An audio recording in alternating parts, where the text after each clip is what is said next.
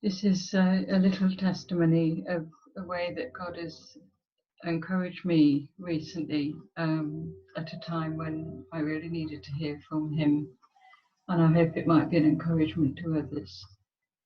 I started a new job a couple of months ago, and my role is to support people who are working in the Middle East and North Africa. And it's actually quite a challenging time to be doing that because of what's happening, because of the virus. But a particularly tragic situation has happened in North Africa, where one of our young members was taken ill and couldn't be evacuated in time before she became critically ill, and she has since died.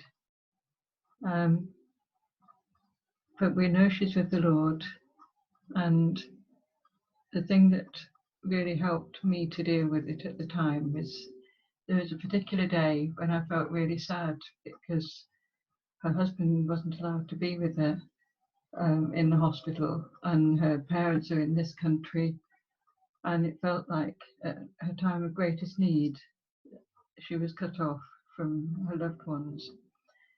And that day I went to bed feeling sad for her and for them, but I decided to read a psalm before I put my light out and opened the Bible, but I didn't make it to Psalms because the Bible fell open at Lamentations.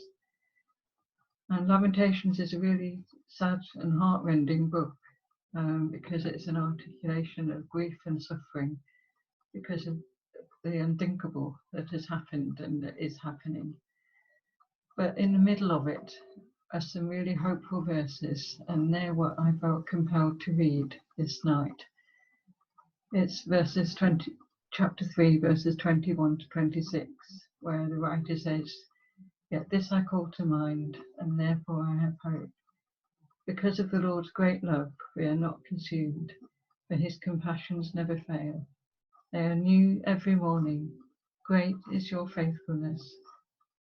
I say to myself, the Lord is my portion, therefore I will wait for him.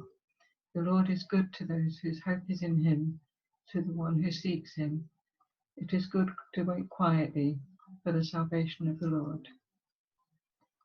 And those verses just gave me hope that God might do something for Melody.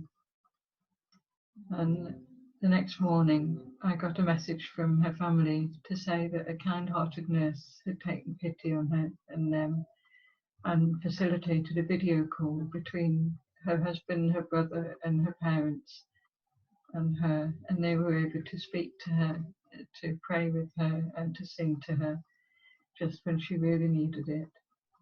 And that was a huge encouragement to all of them and a huge comfort, and it was a comfort to me as well. And that is our God, whose mercies are new every morning, whose faithfulness is great. I hope that's an encouragement to everyone at this time.